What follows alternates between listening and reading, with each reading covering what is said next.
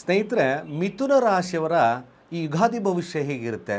ನಾನು ಹೇಳ್ತಾ ಇದ್ದೇನೆ, ಮಿಥುನ ರಾಶಿಯವರಿಗೆ ಇದೊಂದು ಬದಲಾವಣೆಯ ಸಮಯ. ಅತಿಯಾದಂಥ ನಿಮ್ಮ ಆಲೋಚನೆಗಳು ಕೆಲವೊಂದು ಬಾರಿ ಸಮಸ್ಯೆಯನ್ನು ಮಾಡುತ್ತೆ. ಇದಕ್ಕೆ ಪ್ರಭಾವಶಾಲಿ ನಿರ್ಧಾರಗಳು ತಗೊಳ್ತಕ್ಕಂಥದ್ದು, ಹಾಗೆ ನಿಮ್ಮ ಧೈರ್ಯ ಸ್ಥೈರ್ಯವನ್ನು ತಗೊಳ್ತಕ್ಕಂಥದ್ದು ಏಕೈಕವಾಗಿ ಸೂರ್ಯನಿಂದ ಮಾತ್ರ.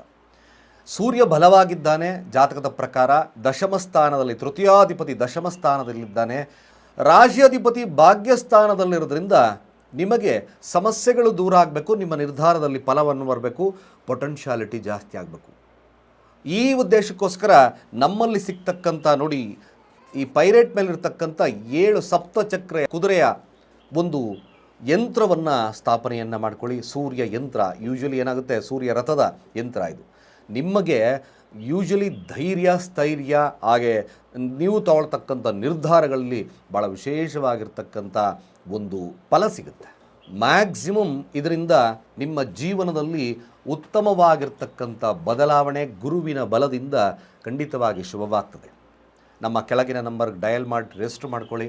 ಖಂಡಿತವಾಗಿ ಭಾಳ ವಿಶೇಷವಾಗಿರ್ತಕ್ಕಂಥ ಫಲ ಲಭ್ಯವಾಗುತ್ತೆ ಅಂತ ಹೇಳ್ತಾ, ಸರ್ವೇ ಜನ ಸುಖಿನೋ ಭವಂತು.